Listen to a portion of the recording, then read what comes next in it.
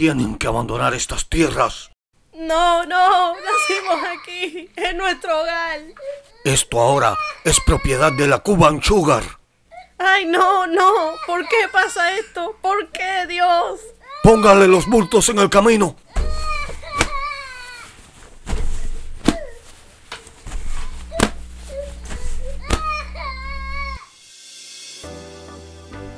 Esta situación dramatizada es la imagen dada por décadas acerca de la Cuba republicana, surgiendo una pregunta.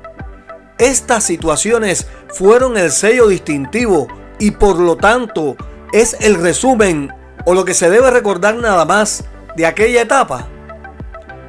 La respuesta está en buscar la verdad en la historia, pero a la hora de buscar, hacerlo de manera plana, sin la defensa a las ideologías enseñadas o los prejuicios políticos, ya que la intención no es caer en los divisorios debates de politiquería que nada resuelven ni traen nada positivo. Hay que analizar las situaciones existentes en aquella Cuba republicana, sus orígenes y sus causas. Primero que todo, es importante aclarar que la época republicana está comprendida desde el 20 de mayo de 1902 hasta el 31 de diciembre de 1958.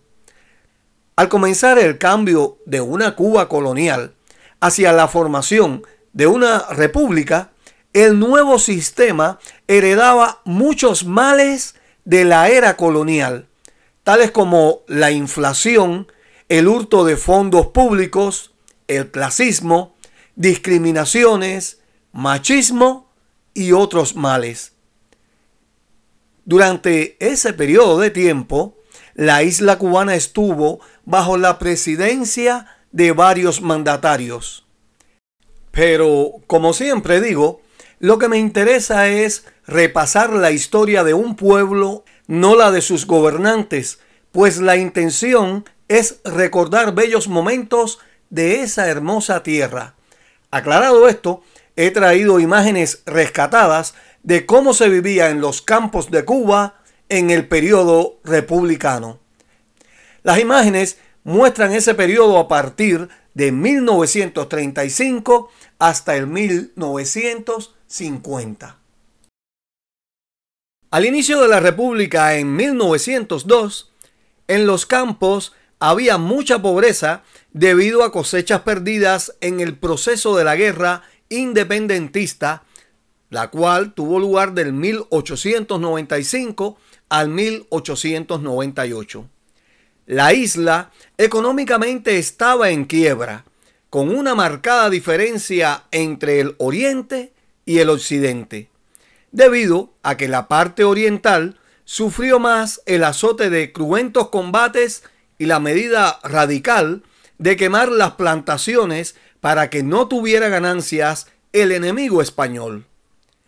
Un tercio de la población rural cubana había perecido debido al hambre y una epidemia, puesto que la política del tiránico gobernador colonial Valeriano Weyler había impuesto la medida obligatoria de reconcentrar el campesinado en las ciudades. Así, las tierras quedaron abandonadas y se mermó la mano de obra que atendía los cultivos. Tarea nada fácil tenía ante sí la naciente república y la administración del primer presidente, Tomás Estrada Palma. De modo que, en aras de avanzar aquella Cuba, iría experimentando diferentes medidas y planes en busca de una solución a los diversos males. A pesar de la mala situación inicial, ya para los primeros años se había logrado comunicar a muchos pueblos del campo a través de las líneas férreas. Y no es hasta la década del 1930 que, terminada la carretera central, se logra comunicación por carretera con muchos pueblos apartados de la isla. Como toda sociedad, en diferentes países del mundo, aún en la actualidad, en los campos de aquella Cuba republicana no había esas palacescas construcciones, al igual que en las grandes ciudades y pueblos.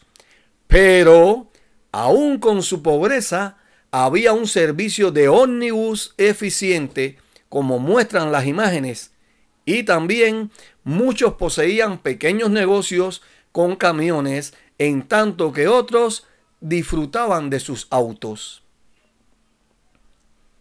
La economía cubana se sustentó básicamente de la explotación de la caña de azúcar como renglón principal de exportación.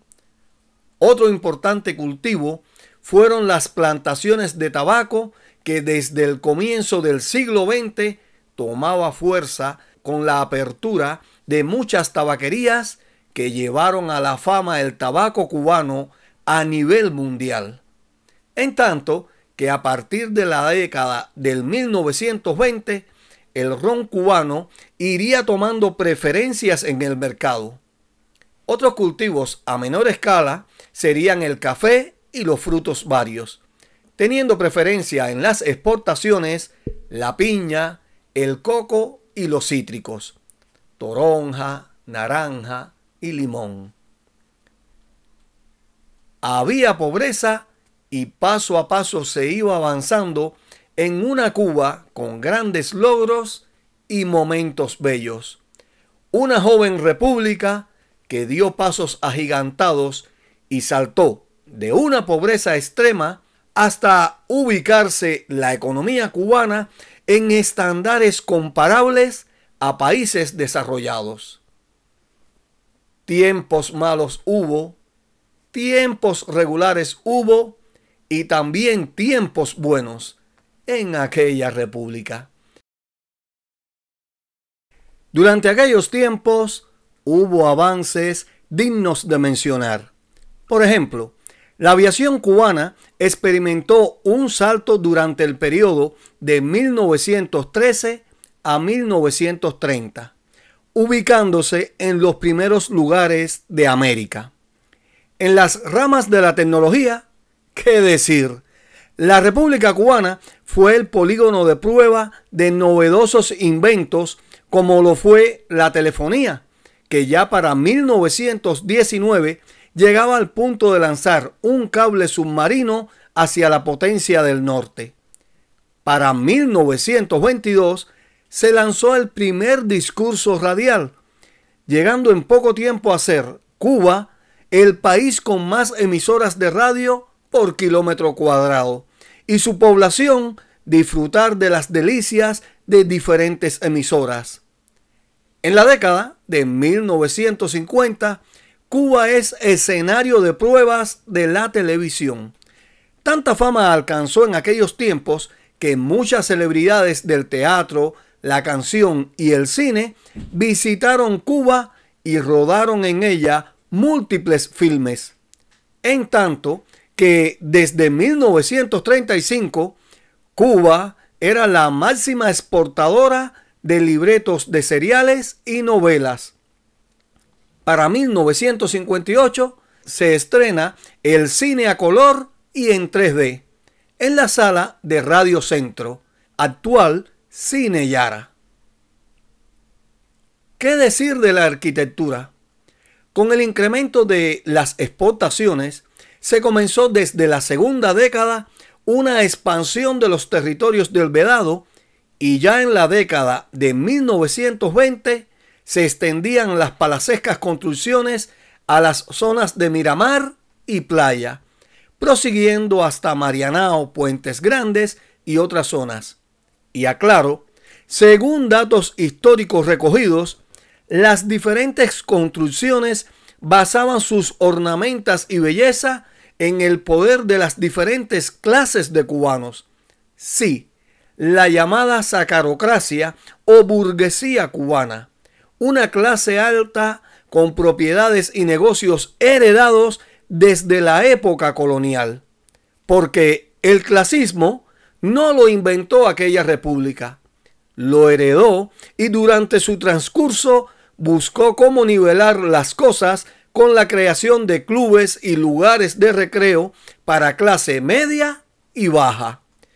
Fíjense que se cuenta que el desarrollo urbanístico del Vedado se debe en gran medida a la clase de los mambises retirados que con sus salarios levantaron la zona. En cuanto a los servicios y otros, se alcanzaron grandes avances y logros. La historia habla por sí sola y las imágenes nos ofrecen una idea de cómo fue. Aquella Cuba no era perfecta, pero ofrecía oportunidades con incentivo a la iniciativa y la creatividad, porque aquella Cuba no la levantaron solo ricachones y consorcios extranjeros, en su mayor parte la levantaron humildes y emprendedores trabajadores que a base de constancia y esfuerzo levantaron sus negocios y gracias también a una serie de emigrantes pobres que vinieron con sus ahorros e invirtieron, porque vieron en aquella Cuba una tierra que crecía con gran cantidad de oportunidades y supieron abrirse paso. Como siempre, un saludo a todos y gracias por sus comentarios y opiniones sinceras.